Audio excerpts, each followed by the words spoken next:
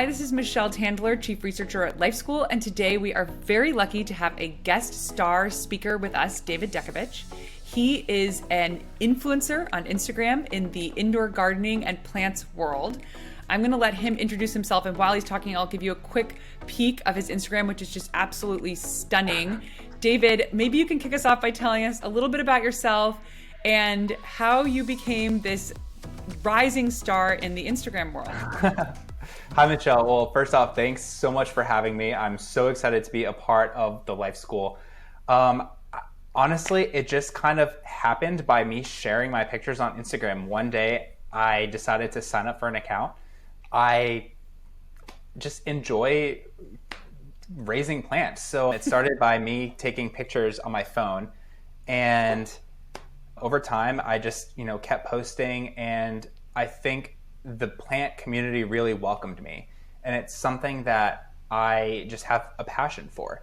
And I try and be as authentic and relatable as I can on my social media. Like, this is all me. This is like what you see is what you get. I'm not pretending to be anyone. And my love for plants, and I think, is reflected in that. And so over time, I feel like it just grew organically, and I guess become an influencer. I think it's funny, like, referring to myself as an influencer, because I never envisioned, being where I'm at. So it's just a hobby for me, and it's just something that I love. All right, fair enough. I love that you used the word that it grew organically. Was that pun intended?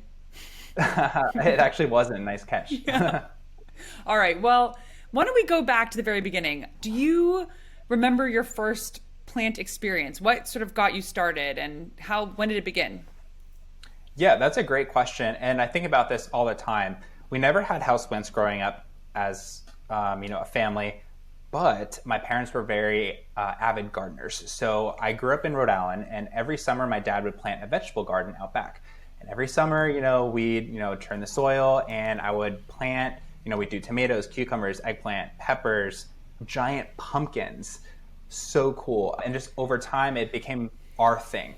And my mom would always do the flowers in the front of the yard. So I would help her plant. I'd go to the nurseries with her and pick out the flowers, and we'd plant them and watch them grow. And I would mow the lawn as a kid.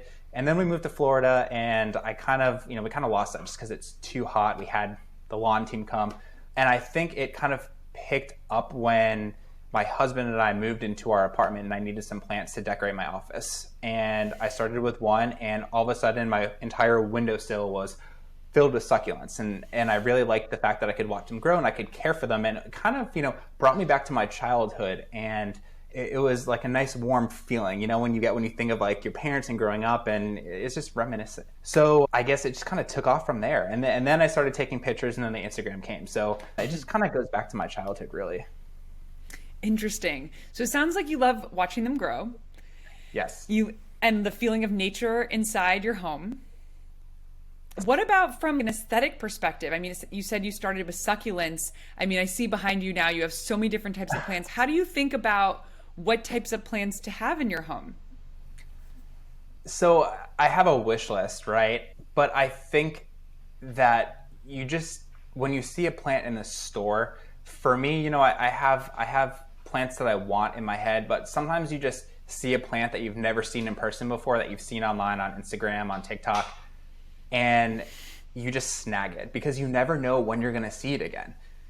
And I think for me, the aesthetic component comes with the pot that you put it in and how that pot matches your decor in your home. For me, it's a lot of terracotta. Like, I got this alocasia right next to me.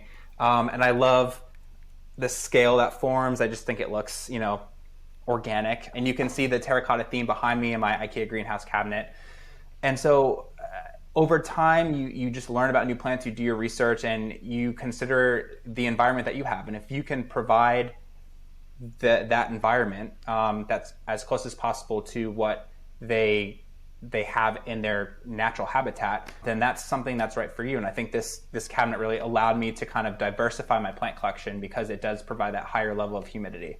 So I guess it's kind of a loaded question, Michelle. I do like, the aesthetic and just rarer plants and, things that are different. And so when people come over, they say, this is a really cool plant. That's kind of how I like to add to my collection. What about for the average absolute beginner? I mean, what percent of the plants that you have in your greenhouse would survive without the greenhouse? A good portion of them would survive, but they wouldn't thrive. I think the key is to bring home plants that really can thrive in a variety of environments. So, there's a whole selection of plants that are considered low maintenance, easy to take care of, need low light, you don't need to water often, don't require high humidity. Those are the types of plants that, new plant parents would enjoy keeping. So interesting. I mean, look, the reason I push on this is because I think a lot of new plant parents are very intimidated by the experts, and they see all these people that know the names of the plants and say you should try to match the environment to what the plant is from. It's like, well, you only have one place you live. How much can you really change about it? I think hopeful plant parents are worried that they're going to go buy something and plant it and put all this time and energy into the process. That could take 2 hours. And then it's going to die. Yeah. So my question would be, what's the 80-20 of this? Or let me put it a different way. How much skill do you need to just sort of have a basic, nice plants around your home? How much time do you think it would take to get up to speed? Really not long. All you need to do is, do some basic research. If there was, one article or, a short chapter in a book or something online, I feel like if you read that, you would have a very basic understanding of how to take care of, let's say, a pothos. They don't need a lot of attention. They just, need to be watered and they need light. You just need to remember to take care of it once a week. Check in on it. Don't forget about it. And I like expressing that, everybody's plant parenting experience is different. So you may buy a plant, it may be really great for you, and it might thrive, where someone may not have that same experience. So it's really all about the effort that you put into it. And of course, not forgetting about it. I keep going back to that because if you just let it wither away, then, there's no fun in that. So let's go back to the time when you had those succulents. What did you get next? And can you tell us about the first time you potted a plant, or maybe when you moved out of succulent world? Like, when did you sort of crack out of the beginner phase? Yeah, so I guess my first tropical houseplant was a white bird of paradise, and I just needed something to fill the corner of my office, and I wanted something that would grow. The person, I think I bought it from Home Depot, they said, you're going to need to replant that in about a year because they grow pretty quickly. And I was like, whatever, I'll just, cross that bridge when I come to it. Lo and behold, this thing's leaves were huge in a matter of a year because the office got great sun. And so I was like, I need to repot this thing. So I went back to Home Depot, got a bigger pot, just got some soil, repotted it in my office, got dirt everywhere, of course. And basically learned that that's an easy process too. I mean, all you do is just, make sure that the roots are a little bit loose. You put the plant in the pot, fill a pot with soil, and you water it. It's pretty simple. And I think over time, you buy plants and you keep them for a few years, and eventually they become root bound and you need to repot them. It's really just a learning experience. And if you don't get it right the first time, you can always try again. Yep, that makes sense. All right, so it sounds like you repotted that white bird of paradise, it's called, right? And yes. Did you start buying more plants around that time? Yeah, so I filled up my windowsill with succulents, and then I think the plant that really that was the catalyst for my addiction was a fiddly fig that was gifted to me from my coworker who is moving to New York City, and she couldn't put the plant on the moving truck. And it was just in bad shape. She named it Hedwig from Harry Potter because it had about 3 leaves. They were brown, and it was just very unhappy. She named it Hedwig from Harry Potter because it has 2 branches, so it kind of looks like an owl. So my goal was to bring it back to life. I said, okay, you're moving. I really enjoyed working with you. We're great friends. Let me take care of this and bring it back to life for you. And I'll send you pictures when, it's healthy again. When I started seeing growth on that fiddly fig, it made me realize that I can be a good plant parent. Um, so I just started buying more. And slowly over time, we moved into our house, so I had all this space to fill. So I was like, this is something that I think I can take care of in my spare time and just kind of nurture. And lo and behold, I have this cabinet filled with plants behind me. So I guess it just kind of snowballed, I guess.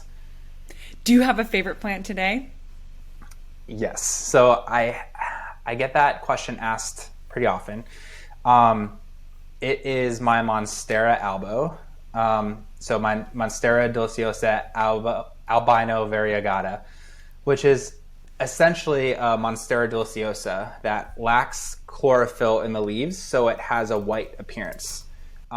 When a plant is variegated, it means that the leaves are more than one color. Is this what we're talking about? Yes, there it is.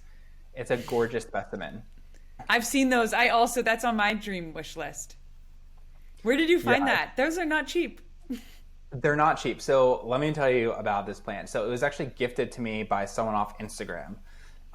So my husband and I got married, and out of this guy, the kindness of his heart, he said, "Let me ship you a plant as a gift." So he shipped it to me, and I was like, "Whoa! Like, why did you send me this?" He just did it, as a nice gesture, and that's why I love the plant community. Everyone is so nice and so giving, so supportive. And I think over time, that was my rarest plant at the time. I wanted to, one, not kill it because I wouldn't want to kill a plant that was a rare plant that was gifted to me. And two, it's just so pretty to look at. And over time, it took a while to grow so it was a 2-leaf cutting and it was rooted, so it was established. Took Uh-huh. forever to grow its first leaf in my care. Once it started, it just exploded. And to me, I think because it's so pretty, it was a gift. And I've grown it to where it now has splits in the leaves, or fenestrations are what they're called. Um, I think that it just is kind of a perfect example of like how good of a plant parent I am. And I wouldn't say that specific species of plant is my favorite, but it's that specific plant that I have that I've given love to over time. Um, that is my favorite plant. I have my eye on that plant too. Those are. It's actually What do you think is the cost of what was sent to you? What do you think is the price on Etsy? maybe like 100, 120. Yeah, I've seen the full-grown ones at around 300. A little leaf with a root, a cutling. I've seen over 100. If you wanted to pull it up, it's on my Instagram. It's one of the most recent pictures that I posted. Oh, hang on. Let's share. Is it this guy? That's it right there. Yeah. Oh, it's beautiful. Beautiful. Yes, Um, it is. okay, a few more questions before we wrap. Uh, what do you love about being on Instagram, and what's hard about being on Instagram? Like, I would imagine it's a lot of pressure and you're getting tons of DMs asking you questions for help and advice. Like, how is it Yeah. going? So I think I like being on Instagram because I get to show my collection to the world, and I get to talk to people about their collection.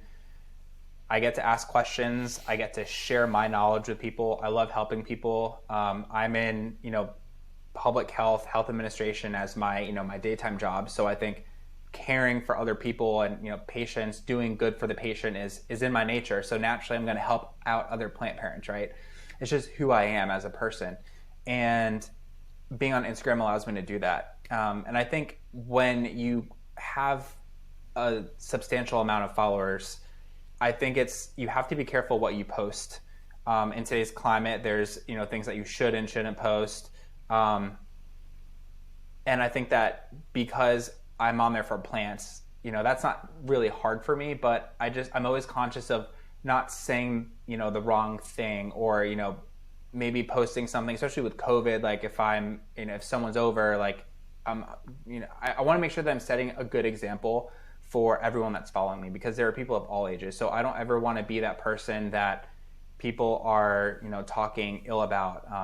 I feel like I always want to do good. And to your point, it's a little bit difficult when you have a lot of DMs, about plant care. It's a real, time suck to be quite honest, responding to people who you don't know and they just send you a picture, hey, help me with this. So I try and do my best to respond to them. But at the same time, it's a lot of pressure. I want to make sure that I'm helping you, but I also want to make sure that I'm not spending too much time on my phone. So there's a work life balance, and there's also a social media screen time life balance. Totally. Totally. Oh, I'm so curious about what you're not supposed to post on Instagram about plants. If you feel comfortable sharing anything? That's a good question. I mean, some just I guess some things like pests. Like I know everyone has them, but I always feel self-conscious posting about like my spider mites or my mealybugs, just because I don't want people to think who don't follow me for plants, that are just like following me because they know me, that I live in a home that's infested with bugs.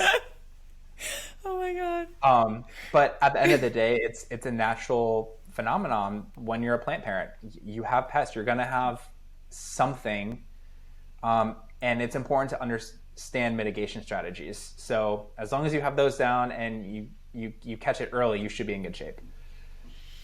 I feel you. I have a plant that has these little black spots on the leaves, and I'm like, oh no, what is this?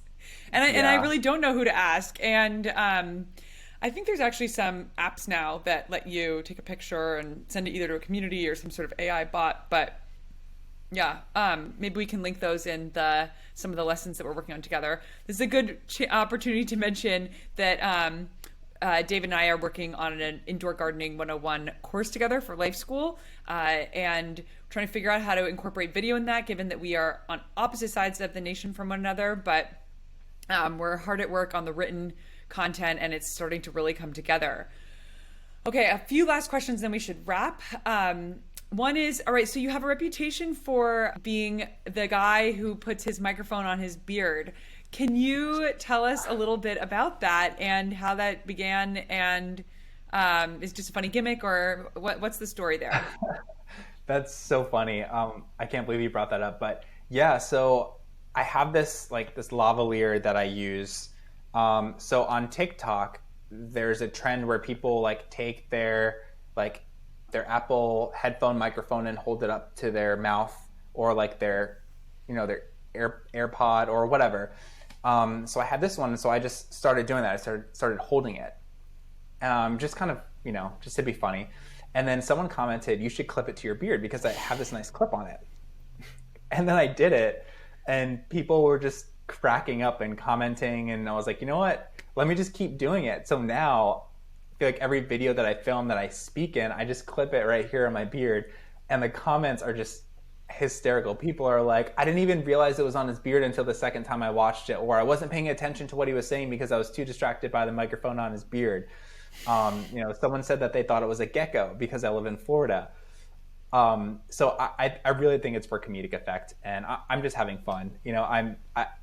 I'm serious when I need to be, but when I'm on social media, I just like to have a good time, and I like to make people laugh. So if I can educate you, and you have one takeaway from my video, and it's because the microphone was clipped to my beard, great. Like, I'm glad that you learned something. Nice. All right, I think I have one final question. Is there ever such a thing as too many plants? No. No, I feel like I would do a disservice to all of my fellow plant parents in the plant community if I said yes. But no, there's not. As long as you have time and you can make sure that each one is happy, then, have as many as you want. It gets to the point, where if you're being stretched for time and plants are dying, then maybe you should, consider the number that you have. But there's that perfect spot. Each person has that sweet spot. So, Interesting. I wonder how many I have. I need to count. How many do you think you have? I always try and count, and then I always get distracted. Last time I counted, it was around 80, which 80. still isn't a Interesting. lot compared to like some of the other people on social media, they have like over 100, 200. So Wow. Yeah, it's definitely a hobby that can grow wild, pun intended. All right, let me think if there's anything else. Do you have any things you'd like to share with anyone who's maybe debating whether or not to get their first plant, or someone who's had bad experiences in the past and thinks, I just am not a plant person? Anyone, if there was any parting words to inspire someone to give it a shot, what would they be? I always like to say, if you're hesitant, just jump in. It doesn't take much time, and just start with one. And if it dies, you can always get another one, and you shouldn't get discouraged, because at the end of the day, all plants end up dying. It's just a matter of how soon they die. Right. Right. Yeah, I've been thinking about that myself a lot as well. There's some plants that are sort of on the brink in my apartment, and I've been debating whether we part ways or not. I'll leave that up to you. I think sometimes it's time to say goodbye or give them away to someone else who wants to take care of them. You can get sort of attached to them. I think it's hard when people have plant death, and hopefully that's what this course is going to help people avoid. David, you are such an inspiration.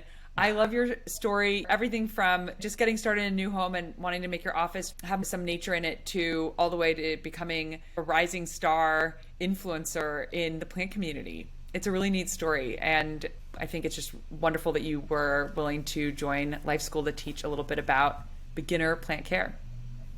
Of course. Thank you so much for having me. I'm so excited for all the things to come and everything else that, we're going to accomplish in the plant world. So thank you.